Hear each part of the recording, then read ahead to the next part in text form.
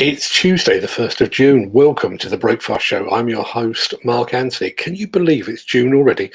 It's going to be a long day for me today. After this show, I've got to prepare for our monthly business briefing show that will air at 3 o'clock this afternoon. And just as soon as the curtain falls on that one, I'll be getting ready for this.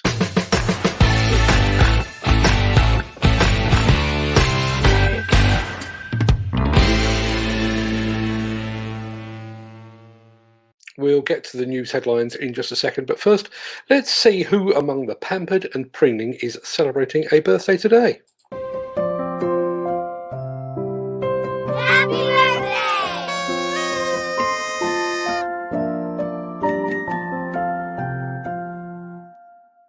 It's many happy returns to the incumbent Spider-Man, Tom Holland, to former West Ham striker Javier Hernandez, to Canadian songstress Alanis Morissette, to the timeless Marilyn Monroe, to the ageless Rolling Stone Ronnie Wood, and to actor Morgan Freeman. It's also the birthday today of my favourite Brazilian demolition man, Fabio Bruno. If you don't know Fabio, he does stuff like this.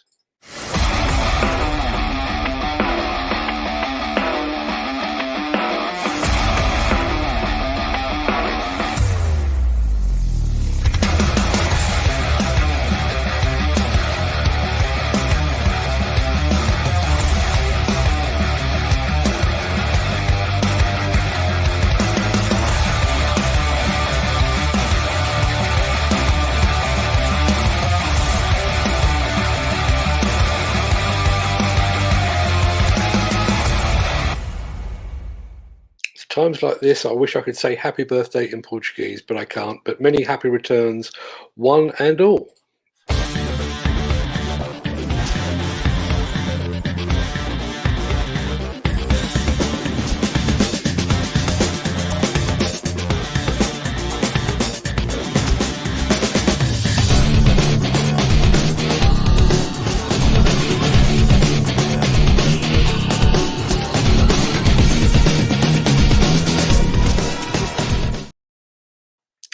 I'm about to give you an insight into my psyche, and I'm about to shed some light onto the pure sadness of my existence. I'm a man of simple pleasures. I don't drink, I don't smoke, I don't do drugs, and I don't gamble.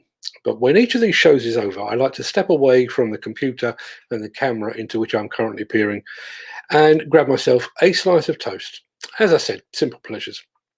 If I get to the kitchen, though, and find out that we're out of bread or butter, then my mood and, more importantly, my productivity is ruined.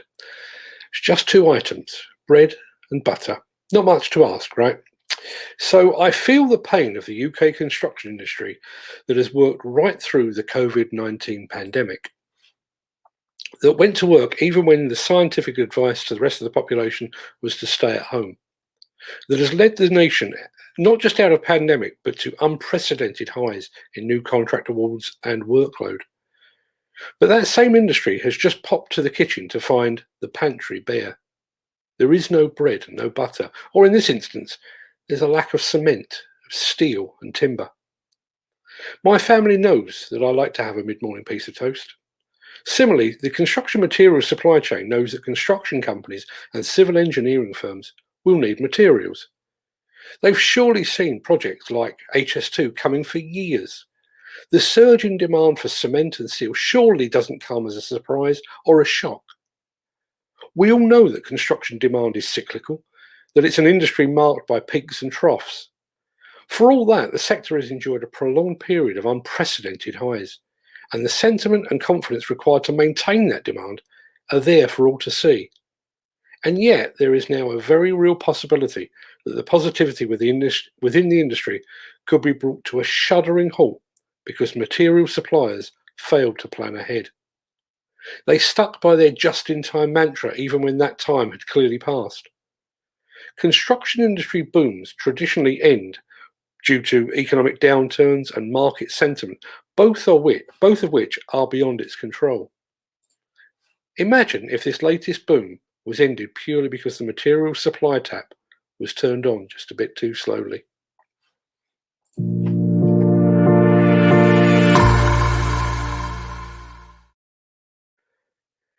Materials allowing, Dunmow in Essex is about a new £2 million industrial unit, complete with an office building on a site at Bluegates Farm.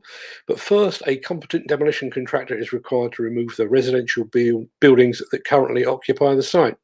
The architect on the project is David Plant, and Horizon Construction Group is vying for the new build. But the door remains open to a qualified demolition contractor. You can find out more about this project lead and countless more just like it over at buildersconference.co.uk.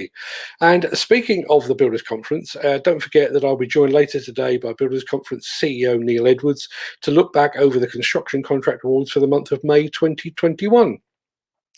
Chances are we'll also be discussing the likely impact of the growing material shortages that threaten to undermine the current UK construction boom. That show kicks off right here at 3 p.m. So if you want to know precisely what's going on in the field of construction contract awards, be there or be, well, uninformed. Now, you know when you go to buy a telescopic handler, what are the key factors that you're looking at? Lift height, lift capacity? Fuel consumption levels, operator comfort, local dealer support. The chances are you're probably not considering the machine's ability to withstand a bomb blast, or whether it can be dropped from an aircraft, or if the cab has a dedicated space for an assault rifle. However, those fine folks over at Manitou have just released a short film that details precisely why their machines are suitable for military deployment. And we have that film right here for your viewing pleasure.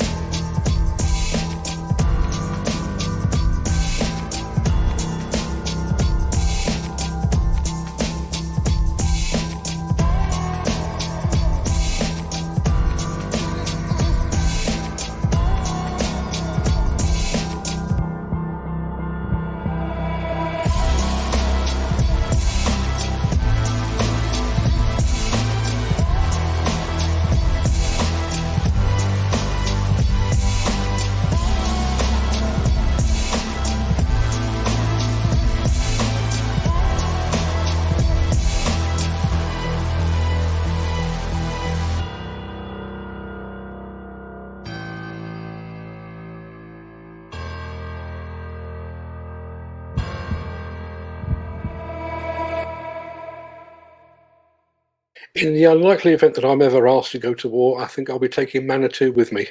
That just about wraps up today's show, but fear not. As I said earlier, I'm not straying too far. I'll be back here at 3 o'clock this afternoon to look back on yet another positive month for construction contract awards activity. And I'll be back for a third time at 6 o'clock to get under the skin of the latest telescopic handlers and wheel loaders to emerge from the Bobcat stable. Thankfully, after a 13-hour day, I will be supported by my co-conspirator, Mr. Peter Haddock. But yeah, plenty more to come. We've already had one show, 2 more to come. Are you not entertained? Good. I'm glad to hear it. Until then, have a great day and stay safe. Look after yourself, your family, your friends, and your colleagues. And if you've got any construction materials about your person, safeguard them because the prices are going up. I'll speak to you all very, very soon. Thanks for watching.